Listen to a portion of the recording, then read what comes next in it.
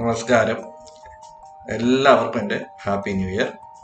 ഇന്നത്തെ ഈ വീഡിയോയിൽ നമ്മൾ ഡിജിറ്റൽ മാർക്കറ്റിംഗ് ഫീൽഡിൽ വർക്ക് ചെയ്യുന്നവർ ശ്രദ്ധിക്കേണ്ട ഒരു 3 കാര്യങ്ങൾ, 2024ലേക്കാണ് നമ്മൾ കടക്കുന്നത്. 2024ൽ ശ്രദ്ധിക്കേണ്ട ഒരു 3 കാര്യങ്ങളെ കുറിച്ചാണ്.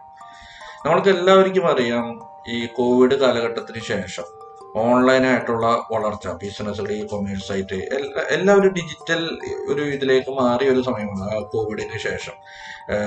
ആളുകൾ ക്രെഡിറ്റ് കാർഡ് ഉപയോഗിക്കാൻ തുടങ്ങി, UPI പേയ്മെന്റ്സ് ഉപയോഗിക്കാൻ തുടങ്ങി, ഓൺലൈൻ പർച്ചേസിങ്, ഇ കൊമേഴ്സ് എല്ലാ ആക്ടിവിറ്റീസും കൂടി അതിനനുസരിച്ച് തന്നെ ഡിജിറ്റൽ മാർക്കറ്റിംഗ് ഫീൽഡിൽ അത്രമാത്രം വളർച്ചയുണ്ടായി. എല്ലാ ബിസിനസ്, മിക്കവാറും എല്ലാ ഏരിയയിലുമുള്ള ബിസിനസ് ആളുകളും അവരുടെ സ്വന്തം ബിസിനസ് ഡിജിറ്റൽ മാർക്കറ്റിംഗ് ചെയ്യേണ്ടതിന്റെ ഇമ്പോർട്ടൻസിനെ കുറിച്ച് വളരെ ബോധവാന്മാരാണ്. എല്ലാവരും തന്നെ അത് ചെയ്യുന്നുണ്ട്. പുതിയ പുതിയ ആളുകൾ അതിലേക്ക് കടന്നു വന്നുകൊണ്ടിരിക്കുന്നുണ്ട്. അതോടൊപ്പം തന്നെ ഡിജിറ്റൽ മാർക്കറ്റിംഗ് ഫീൽഡിൽ വർക്ക് ചെയ്യാനുള്ള ആളുകളുടെയും ആവശ്യകതയും അത്രമാത്രം വർദ്ധിച്ചു. 2023 നമ്മൾ കണ്ടതാണ്, അത്രമാത്രം ഡിമാൻഡ് ഉണ്ട് ഡിജിറ്റൽ മാർക്കറ്റേഴ്സിന്. ഇപ്പോൾ ഒരു ഗൂഗിളിൽ ആഡ് ചെയ്യാനാണെങ്കിലും, ഫേസ്ബുക്കിൽ ആഡ് ചെയ്യാനാണെങ്കിലും, വെബ്സൈറ്റിന്റെ SEO ചെയ്യാനാണെങ്കിലും, എന്തെങ്കിലും ഒരു marketing, online marketing strategy build ചെയ്യാനാണെങ്കിലും എല്ലാത്തിനും ഡിജിറ്റൽ മാർക്കറ്റേഴ്സിന് ആവശ്യമുണ്ട്. അത്രമാത്രം ഇമ്പോർട്ടൻസ് ഉണ്ട് താനും, അത്രമാത്രം റിക്വയർമെന്റ് ഉണ്ട് താനും. അപ്പോൾ 2024ലേക്ക് കടക്കുമ്പോൾ ശ്രദ്ധിക്കേണ്ട ഒരു 3 കാര്യങ്ങളാണ്. അതിൽ ആദ്യത്തെ കാര്യം, എൻ്റെ അടുത്ത് ഇഷ്ടംപോലെ ആളുകൾ ചോദിച്ചിട്ടുള്ള കാര്യങ്ങളാണ് ഇത് 3. അതുകൊണ്ടാണ് ഈ വീഡിയോയിൽ അത് 3നെയും കുറിച്ച് പറയാമെന്ന് വിചാരിച്ചത്. ആദ്യത്തെ ഒരു കാര്യം, പല ആളുകൾക്കുള്ള ഒരു സംശയം, AI ആർട്ടിഫിഷ്യൽ ഇന്റലിജൻസ് 2023ൽ എത്രമാത്രം പോപ്പുലർ ആയിക്കൊണ്ടിരിക്കുകയാണെന്ന് നിങ്ങൾക്ക് എല്ലാവർക്കും അറിയാം. അപ്പൊ ഈ 2024ലേക്ക് കടക്കുമ്പോൾ ഈ AI ഡിജിറ്റൽ മാർക്കറ്റിംഗ് ഫീൽഡിനെ എങ്ങനെയാണ് ബാധിക്കുക? കുറെ ആളുകൾക്കുള്ള സംശയം. ചില ആളുകൾ എൻ്റെ അടുത്ത് ചോദിച്ചിട്ടുണ്ട്, ഈ AI കൊണ്ട് നമ്മൾക്ക് ഇതിന്റെ ജോലി ഇല്ലാതാകുമോ? ഭാവിയിൽ ഡിജിറ്റൽ മാർക്കറ്റേഴ്സിന് ആവശ്യമില്ലാതെ വരുമോ? ഒരു SEO കാരൻ അല്ലെങ്കിൽ ഒരു അഡ്വർടൈസ് ചെയ്യുന്ന ഒരാളെ ആവശ്യമില്ലാതെ വരുമോ എന്നുള്ളത്. ആക്ച്വലി അങ്ങനെയൊന്നും ഇല്ല. ആവശ്യം എന്നും കൂടുകയുള്ളൂ. അതായത് ഇപ്പൊ ഒരു എക്സാമ്പിൾ പറഞ്ഞാല്, മുമ്പ് മൊബൈൽ ഫോണുകൾ നമ്മൾ യൂസ് ചെയ്തിരുന്നു. മൊബൈൽ ഫോണുകളിൽ ഈ മൊബൈൽ ക്യാമറകൾ നല്ല ക്വാളിറ്റിയിൽ എടുക്കാൻ പറ്റുന്ന ഒരു സമയം വരുമ്പോൾ അന്ന് ഫോട്ടോഗ്രാഫേഴ്സിന് അല്ലെങ്കിൽ വീഡിയോഗ്രാഫേഴ്സിനൊക്കെ ആലോചിച്ചു പോയി അവരുടെ പ്രൊഫഷൻ ഇല്ലാതാകും. പക്ഷെ ഇല്ലാതായിട്ടുണ്ടോ? ഇല്ല. ആളുകൾ മൊബൈലിൽ ഫോട്ടോ എടുക്കുന്നുണ്ടെങ്കിലും ഒരു പ്രൊഫഷണൽ ആയിട്ടൊരു ഫോട്ടോ എടുക്കണം, കുറച്ചും കൂടി അതിൽ മൊബൈലിൽ കിട്ടാത്ത ലെവലിലുള്ള ഒരു ഫോട്ടോ എടുക്കണം എന്നായിരിക്കുമ്പോൾ പ്രൊഫഷണൽ ഫോട്ടോഗ്രാഫേഴ്സിനെ തന്നെയാണ് ഇപ്പോഴും നമ്മൾ ആശ്രയിക്കുക. ഈ പറഞ്ഞ വാക്കൊന്ന് ശ്രദ്ധിക്കുക, മൊബൈലിൽ കിട്ടാത്ത ലെവലിലുള്ള ഒരു പ്രൊഫഷണൽ ഫോട്ടോഗ്രാഫർ, അതായത് മൊബൈലിൽ ടെക്നോളജിക്കൽ ഫിൽറ്റേഴ്സ് എല്ലാം യൂസ് ചെയ്തിട്ടുള്ള ഫോട്ടോ, അതിലുപരി ഒരു മനുഷ്യന്റെ കൂടി കരവിരുത് വരുമ്പോഴാണ് അതിന്റെ ഈ പ്രൊഫഷണലിസം കുറച്ചുകൂടി വരിക. അതിന് ഡിമാൻഡ് എല്ലാ കാലവും ഉണ്ടാവും.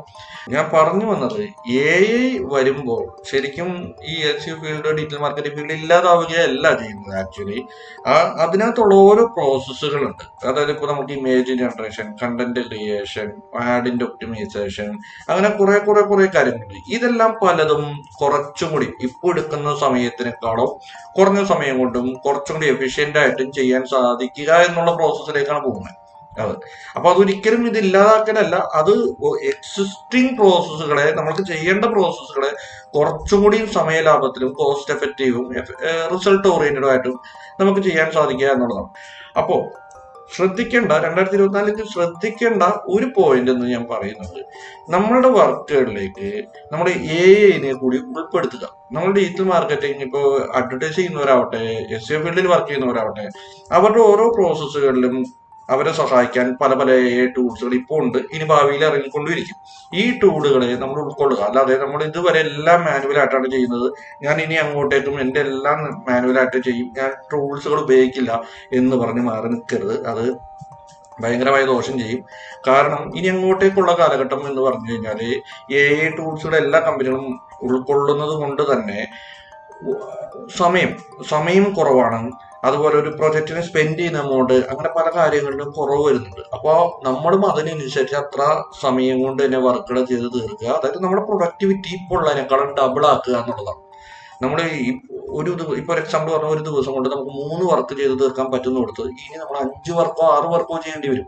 അവിടെ നമ്മൾ ഈ ടൂളുകളെ നമ്മൾ ഉൾക്കൊള്ളണം. അപ്പൊ അതുകൊണ്ട് നിങ്ങൾ നമ്പർ 1 ആയിട്ട് ശ്രദ്ധിക്കേണ്ട ഒരു കാര്യം ടൂളുകളെ നിങ്ങളുടെ മാക്സിമം ഉൾക്കൊള്ളുക. നിങ്ങളുടെ ഓരോ വർക്കിന്റെ ഓരോ ഏരിയയിലും അവിടെ ഉപയോഗിക്കാൻ ഓട്ടോമേറ്റ് ചെയ്യാൻ പറ്റുമെങ്കിൽ അല്ലെങ്കിൽ ഇംപ്രൂവ് ചെയ്യാൻ എന്താണെങ്കിലും അതിന് പറ്റിയ ടൂളുകൾ ഏതൊക്കെയാണെന്ന് കണ്ടുപിടിച്ച് ഓരോന്നിലും നിങ്ങൾ പ്രാവീണ്യം നേടി നിങ്ങളുടെ വർക്കിന് കുറച്ചും കൂടി പ്രൊഡക്ടിവിറ്റി നിങ്ങളുടെ കൂട്ടുക എന്നുള്ളതാണ് ആദ്യത്തെ കാര്യം. രണ്ടാമതായിട്ട് നിങ്ങൾ ശ്രദ്ധിക്കേണ്ട മറ്റൊരു ഇമ്പോർട്ടൻ്റ് ആയിട്ടുള്ള കാര്യം നിങ്ങളുടെ സ്കിൽ സെറ്റാണ്. ഇത് എൻ്റെ അടുത്ത് കുറേ അധികം ആൾക്കാർ ചോദിച്ചിട്ടുള്ള ഒരു കാര്യമാണ്. കാരണം പല ആൾക്കാരും ചോദിക്കാറുണ്ട്, എനിക്ക് SEO അറിയാം, ഞാൻ അതിനകത്ത് വർക്ക് ചെയ്തുകൊണ്ടിരിക്കുന്നു, ഞാൻ വേറെ എന്തെല്ലാം കൂടി പഠിക്കണം. ഇത് വളരെ പ്രസക്തിയുള്ളതാണ് 2024 കാരണം ഞാൻ നേരത്തെ ആദ്യത്തെ പറഞ്ഞു, നമ്മുടെ AI ഉൾക്കൊള്ളണം, നമ്മുടെ നിലവിലുള്ള പ്രോസസ്സുകൾ നമ്മൾ ഇമ്പ്രൂവ് ചെയ്യണം, നമ്മളുടെ പ്രൊഡക്ടിവിറ്റി ഇമ്പ്രൂവ് ചെയ്യണം. ഓക്കെ. രണ്ടാമത് സ്കിൽ സെറ്റ് വർദ്ധിപ്പിക്കണം. എന്തിനാണ് സ്കിൽ സെറ്റ് വർദ്ധിപ്പിക്കുന്നത്? എന്തിനാണെന്ന് വെച്ച് കഴിഞ്ഞാൽ ഇനി സംഭവിക്കാനിടയുള്ള ചില സാഹചര്യങ്ങൾ എന്തായിരിക്കും നമുക്ക് നോക്കണം. അതായത് AI വരുമ്പോൾ ഉറപ്പായിട്ടും പല ഏരിയകളിലും കോസ്റ്റ് കുറയും. അതായത് ഇപ്പോൾ ഇമേജസ് സാധാരണ കുറെ ഡിസൈനേഴ്സ് മാസങ്ങളോളം ആഴ്ചകളോളം എടുത്ത് ക്രിയേറ്റ് ചെയ്യുന്ന പല ഇമേജസുകളും നമുക്ക് AI നൊടിയുടെ കൊണ്ട് ചെയ്തു തീർക്കാൻ പറ്റും. കുറേയധികം കണ്ടന്റുകളും ഡെവലപ്മെന്റ്സ് എല്ലാം നമുക്ക് AI ഉപയോഗിച്ച് ചെയ്യാം. അപ്പൊ AI ഉപയോഗിക്കുന്നുണ്ട് ഒരു പ്രൊജക്ട്, ഒരു ലാർജ് പ്രൊജക്ട് വിചാരിക്കുക, വെബ്സൈറ്റിന്റെ ആവട്ടെ സോഫ്റ്റ്വെയറിന്റെ ആവട്ടെ എന്തിന്റെ ആവട്ടെ, ഇത്തരം പ്രൊജക്റ്റുകളുടെ കോസ്റ്റ് സേവ് ചെയ്യും, കുറയും. കോസ്റ്റ് കുറയും എന്ന് പറഞ്ഞു കഴിഞ്ഞാൽ ചെയ്യുന്ന കമ്പനിക്ക് കുറഞ്ഞ് കൂടുതൽ ലാഭം കിട്ടുമെന്നല്ല, പതുക്കെ ഇത് എത്തുന്നത് എന്താണെന്ന് വെച്ച് കഴിഞ്ഞാൽ ഇത്തരം പ്രൊജക്റ്റുകൾ കൊടുക്കുന്ന കമ്പനികൾ അതിനകത്തോട്ട് ഇൻവെസ്റ്റ് ചെയ്യുന്ന എമൗണ്ട് കുറവായിരിക്കും. അതേപോലെ തന്നെ ചെയ്തു കൊടുക്കുന്ന കമ്പനികൾക്ക് കിട്ടുന്ന എമൗണ്ടും കുറവായിരിക്കും. ഇങ്ങനൊരു സിറ്റുവേഷൻ, എല്ലാ പ്രൊജക്റ്റുകളുടെ കേസല്ല ഞാൻ പറയുന്നത്, ഇങ്ങനൊരു സിറ്റുവേഷൻ ചെറിയ ഇടത്തരം കമ്പനികളിലെല്ലാം തന്നെ വരാനിരിക്കുന്നുണ്ട്. അപ്പൊ ഇത് വന്നു കഴിഞ്ഞാൽ എന്തായിരിക്കും സംഭവിക്കുക? ഇത് വന്നു കഴിയുമ്പോൾ ഒരു കമ്പനിക്ക് കിട്ടുന്ന, ഒരു പ്രൊജക്റ്റിന് കിട്ടുന്ന എമൗണ്ട് കുറവായിരിക്കും. പക്ഷെ നിലവിൽ കൊടുക്കുന്ന സാലറിനെ അപേക്ഷിച്ച് നോക്കുമ്പോൾ അത് പോരാതെയും വരും. അപ്പോൾ ഇവിടെ കമ്പനികൾ ഒരു പ്രത്യേക സിറ്റുവേഷനിലെത്തും. അവർക്ക് ടേൺ ഓവറിന്റെ കേസിൽ അവർക്ക് സെയിം ഇപ്പോൾ ഉള്ളതേ ലെവലിലേക്ക് പോകണമെന്നുണ്ടെങ്കിൽ അവർക്ക് പ്രൊജക്റ്റുകൾ കൂടണം. പ്രൊജക്റ്റുകൾ കൂടാൻ ഇഷ്ടംപോലെ സാധ്യതകളുണ്ട്. കാരണം AI അടക്കം മറ്റു വരുമ്പോൾ ഇഷ്ടംപോലെ ആളുകൾ കൂടുതൽ ഇതിനകത്തോട്ട് അഡ്വർടൈസ്മെന്റ് ഏരിയയിലാണെങ്കിൽ എവിടെയാണെങ്കിലും കൂടുതൽ ആളുകൾ ഇൻവെസ്റ്റ് ചെയ്യുകയേ ഉള്ളൂ.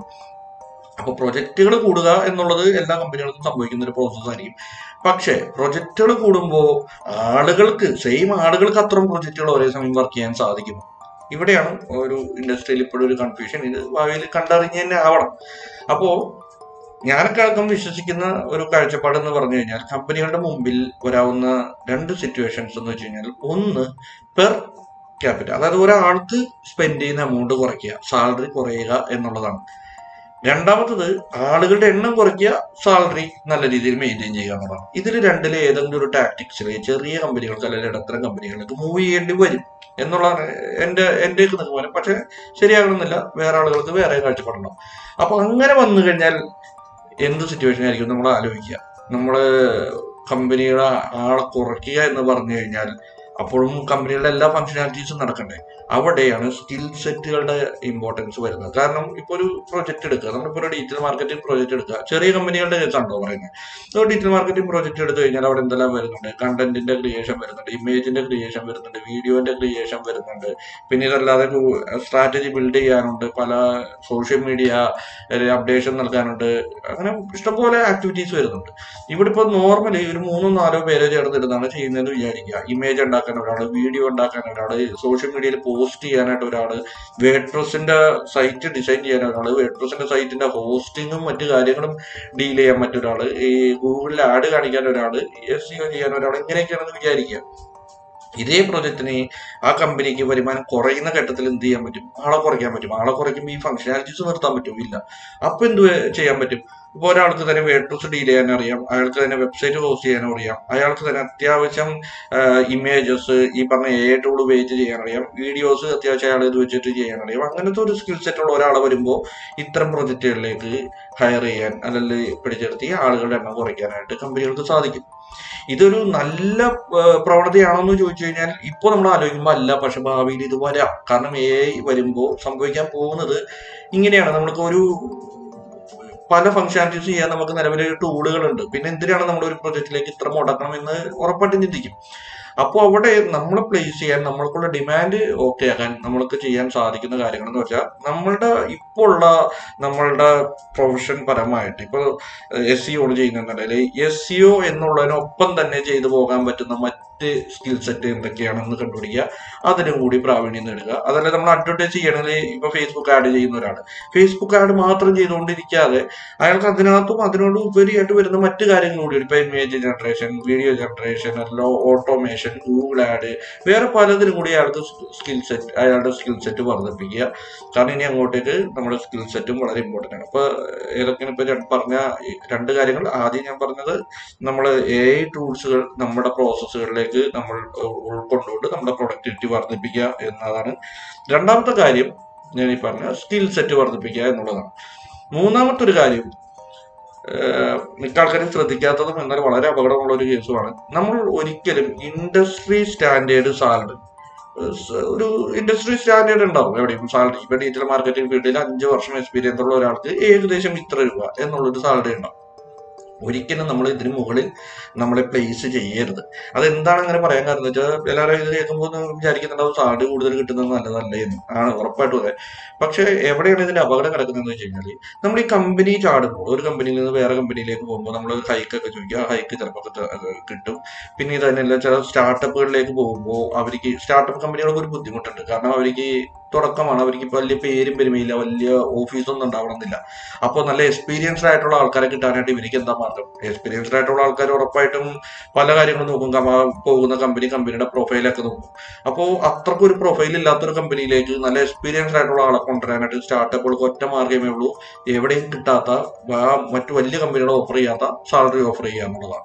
അപ്പോൾ അത് കണ്ട് കുറെ അധികം ആളുകൾ ഇത്തരം സ്റ്റാർട്ടപ്പുകളിലെല്ലാം പോകും. അപ്പോൾ ഞാൻ പറഞ്ഞ കമ്പനികൾ ചാടുമ്പോഴും അല്ലെങ്കിൽ ഇതേപോലത്തെ സ്റ്റാർട്ടപ്പുകളിലേക്ക് പോകുമ്പോഴെല്ലാം നമ്മുടെ സാലറി ഇൻഡസ്ട്രി സ്റ്റാൻഡേർഡിന് എബോവ് ആയിട്ട് നിൽക്കാൻ സാധ്യതയുണ്ട്.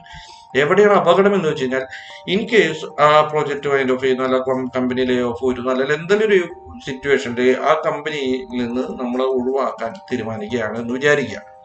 ഈ ഘട്ടത്തിൽ നമ്മൾ മറ്റൊരു ജോബ് അന്വേഷിക്കുമ്പോഴാണ് ഈ സാലറി നമ്മൾക്ക് ഒരു പ്രശ്നം പറ്റുന്നത്. കാരണം നമ്മുടെ സാലറി ആ കമ്പനികൾക്ക് അഫോർഡ് ചെയ്യാൻ പറ്റില്ല. കാരണം ഇൻഡസ്ട്രി സ്റ്റാൻഡേർഡിന് എബോവ് ആണ് നമ്മുടെ സാലറി. പിന്നെ കിട്ടിക്കൊണ്ടിരുന്ന സാലറിയിൽ നിന്ന് താഴേക്ക് പോകാൻ നമ്മളുടെ ഉള്ളിലും ഒരു ഈഗോ, ഒരു ഇഷ്യൂ വരും. അവിടെ ചിലപ്പോൾ നമ്മൾ ഒരു കരിയറിനെ സംബന്ധിച്ച് ഒരു ഇഷ്യൂസ് വരാൻ സാധ്യതയുണ്ട്. ഇത് അങ്ങനെ അനുഭവം വന്നിട്ടുള്ള വളരെയധികം ആൾക്കാർ എനിക്കറിയാം. പേഴ്സണൽ ആയിട്ടുള്ള എൻ്റെ പല സുഹൃത്തുക്കൾക്ക് ഇത് സംഭവിച്ചിട്ടുള്ളതാണ്. ചില സ്റ്റാർട്ടപ്പുകളിലേക്ക് നല്ല സാലറിക്ക് എല്ലാം പോയ ശേഷം പിന്നെ തിരിച്ചൊരു കമ്പനിയിലേക്ക് കയറാൻ പറ്റാതെ ഈഗോ അടിച്ചിട്ട് മാത്രം 1 വർഷം കളഞ്ഞ സുഹൃത്ത് എനിക്കുണ്ട്. പക്ഷെ പിന്നീട് അവൻ കോംപ്രമൈസറായി, അവൻ സാധാരണ സാലറിക്ക് തന്നെ കയറി. അപ്പോൾ എന്തിനാണ് ഈ സാലറിയുടെ കേസും കൂടി പറഞ്ഞതെന്ന് വെച്ച് കഴിഞ്ഞാൽ, ഈ AI എന്നുള്ളത് കമ്പനികൾ അവരുടെ പ്രൊജക്റ്റുകളിലേക്ക് വല്ലാതെ ഇംപ്ലിമെന്റ് ചെയ്യുകയും കോസ്റ്റ് കുറയുകയും ചെയ്യുന്ന സമയത്ത് പതുക്കെ ഇത്തരം പ്രൊജക്റ്റുകളിൽ ഇൻവെസ്റ്റ് ചെയ്യുന്ന അല്ലെങ്കിൽ ഫണ്ട് മുടക്കുന്ന കമ്പനികളുണ്ടല്ലോ, അവരും പതുക്കെ കൊടുക്കുന്നത് കുറയാൻ തുടങ്ങും. ഇപ്പോൾ ആ ഒരു ട്രെൻഡ് വന്നിട്ടില്ല, പക്ഷെ വന്നിട്ടുണ്ട്. ചില ഡിജിറ്റൽ മാർക്കറ്റിംഗ് അല്ല, ഈ 3D ആനിമേഷൻ ഏരിയയിലൊക്കെ അത് വന്നിട്ടുണ്ട് ഓൾറെഡി. പക്ഷെ ഈ ഏരിയയിലേക്കും വരും. അപ്പൊ ആ സമയത്ത് നമ്മളുടെ ജോബ് സെക്യൂർ ആയിട്ട് ഇരിക്കാൻ വേണ്ടിയിട്ടാണ് ഞാൻ ഈ 3 കാര്യങ്ങളും പറഞ്ഞത്. നമ്മളെ AI ഉൾക്കൊള്ളുക, നമ്മുടെ സ്കിൽ സെറ്റ് വർദ്ധിപ്പിക്കുക, നമ്മുടെ സാലറി ഇൻഡസ്ട്രി സ്റ്റാൻഡേർഡിനും വളരെ എബോവ് ആയിട്ട് പ്ലേസ് ചെയ്യാതിരിക്കുക. പിന്നെ എപ്പോഴും ഏതൊരു ജോബിൻ്റെയോടൊപ്പം നമുക്കൊരു പാസീവ് ഇൻകം പോലെ, ഡിജിറ്റൽ മാർക്കറ്റേഴ്സിന് അത് എളുപ്പമാണ്. നമുക്ക് ഫ്രീലാൻസ് ആയിട്ട് 1-2 വർക്കുകൾ നമുക്കൊരു അഡീഷണൽ ഇൻകത്തിന് വേണ്ടി നമുക്ക് ചെയ്യുകയും ചെയ്യാവുന്നതാണ്. അപ്പോൾ ഈ 3 കാര്യങ്ങൾ എല്ലാവരും ഒന്ന് ശ്രദ്ധിക്കുക. അപ്പൊ എല്ലാവർക്കും എൻ്റെ ഹൃദയം നിറഞ്ഞ ഹാപ്പി ന്യൂ ഇയർ 2024. എല്ലാവർക്കും നല്ല വിജയം നേരുന്നു. അടിപൊളിയാകട്ടെ. Thank U.